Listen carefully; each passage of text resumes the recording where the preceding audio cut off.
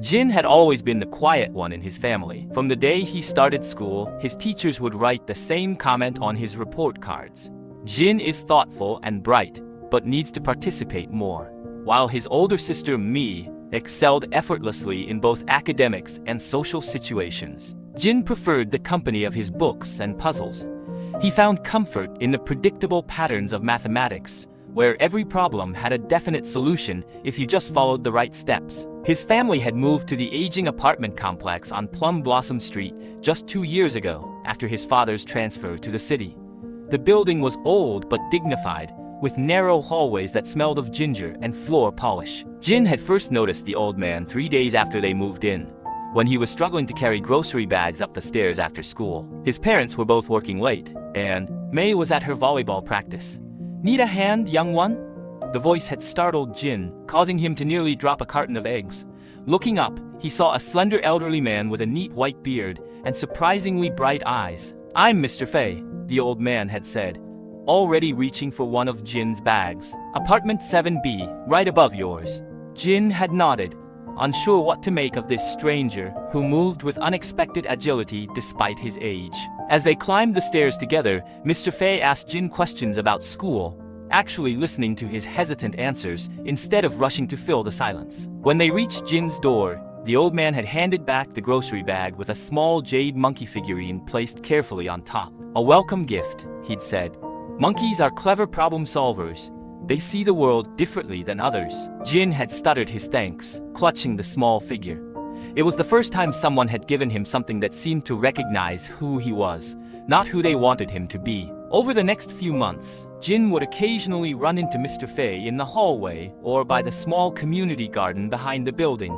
The old man never spoke to him as if he were a child, but rather as if Jin were simply a younger person with thoughts worth hearing. Sometimes Mr. Fei would be practicing Tai Chi in the early mornings when Jin left for school, his movements fluid like water. Other times, Jin would catch glimpses of him reading by the window of his apartment, surrounded by shelves of books and curious objects. Jin's mother often prepared extra food, instructing Jin to take containers up to the kind old gentleman in 7B who lives alone. These deliveries became Jin's excuse to linger in the fascinating apartment, filled with treasures from Mr. Fei's former life as a professor and traveler. Sometimes Mr. Fei would tell Jin stories about distant places or explain the meaning behind one of his strange artifacts.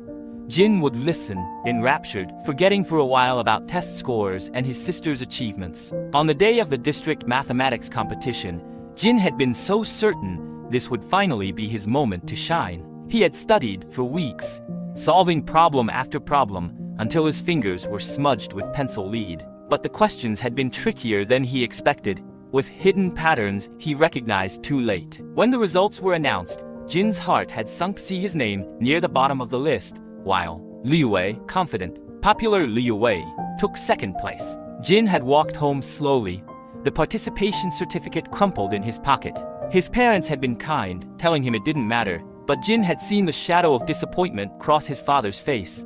"Maybe next time," his mother had said, ruffling his hair. Meanwhile, his sister's wall of trophies and medals seemed to mock him from across the hallway. When his mother handed him the container of beef soup from Mr. Fei, Jin had trudged upstairs, hoping the old man wouldn't ask about the competition. But somehow, as always seemed to happen with Mr. Fei, Jin found himself sitting cross-legged on the patterned floor mat, the story of his failure spilling out in halting words. That was when Mr. Fei had reached for the small brass scale, placing a single feather on one side. "What's heavier?" the old man asked, his voice like rustling leaves. "This feather, or your disappointment?" He was 12 years old, and earlier that day, he had come in last place at the district mathematics competition. Again, his mother had smiled and said it was fine, but Jin had seen the quick glance she'd exchanged with his father. Their neighbor's son had placed second, earning a shiny silver medal and a scholarship opportunity. "I don't understand," Jin said, looking at the weathered face of Mr. Fei, who lived alone in the apartment above theirs. Jin had only come up because his mother had sent him with a container of soup, but somehow, he'd ended up sitting cross-legged on the old man's floor, surrounded by strange objects from Mr. Fei's travels. "The empty side," Mr. Fei tapped the scale, "is where you place what weighs on your heart. What's heavier, this feather, or the weight of comparing yourself to others?" Jin thought of Liu Wei, the boy who had won first place, with his perfect scores and perfect smile. He thought of his own test paper, marked with red corrections. My disappointment, Jin admitted, his voice small. Mr. Fei nodded, his eyes crinkling at the corners. When I was young, perhaps your age, my father took me to the river. We watched the boats, big ones, small ones, fast ones, slow ones. Look, he said, each boat has its own journey, its own current to navigate.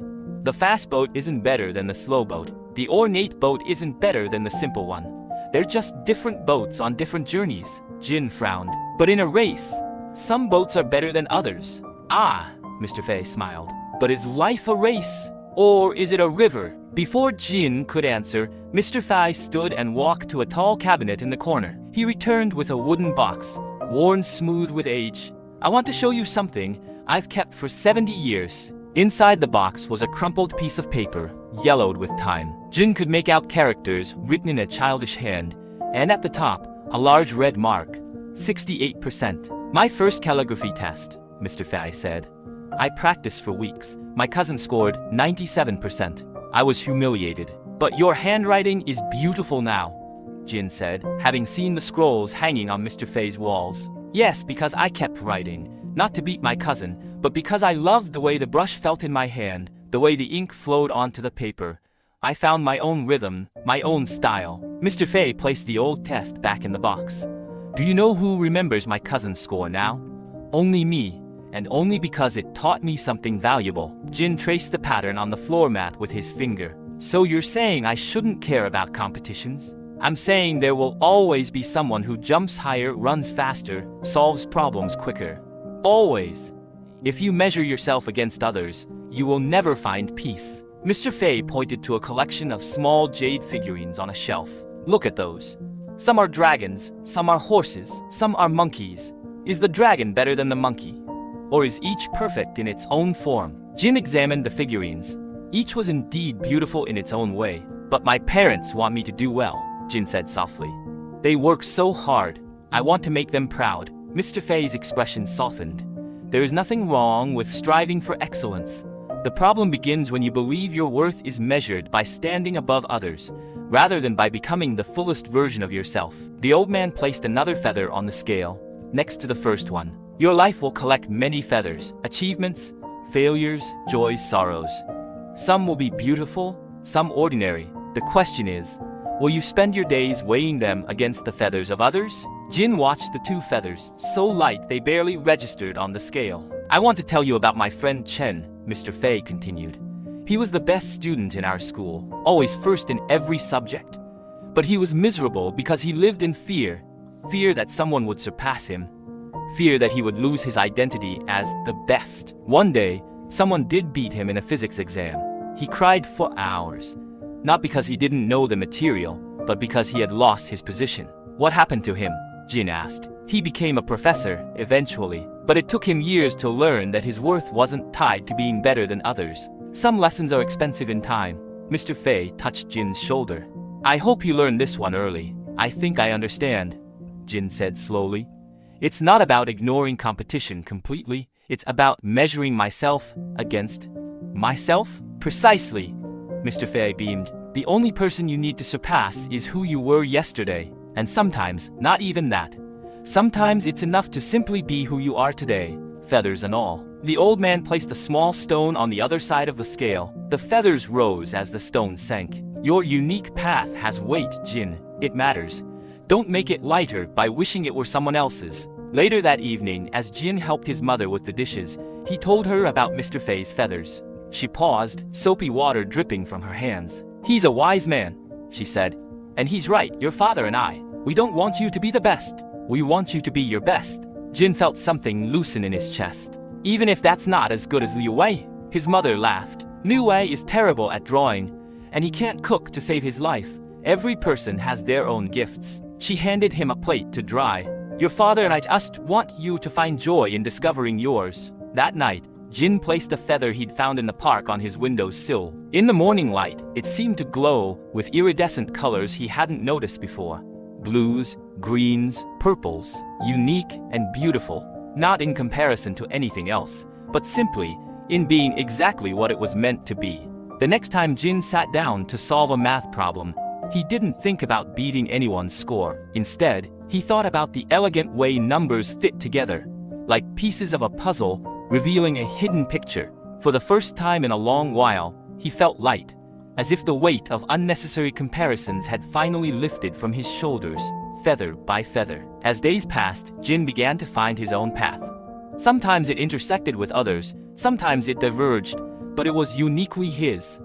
He still attended competitions, but now he measured his success differently, by how much he enjoyed the process, by how much he had improved, by what he had learned. One spring morning, Jin found Mr. Fei in the community garden behind their building. The old man was carefully tending to a row of young plants, his movements deliberate and attentive. "What are you growing?"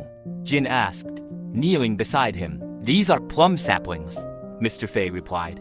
"I may not see them bloom into full trees, but someone will." Jin nodded, understanding the patient wisdom in those words. Not everything in life needed immediate results or comparison. Some things were valuable simply in their growing. Jin imagined he could feel the weight of feathers lifting all around him, taking flight on the morning breeze. Each one a comparison he no longer needed to make. Each one a step toward becoming exactly who he was meant to be.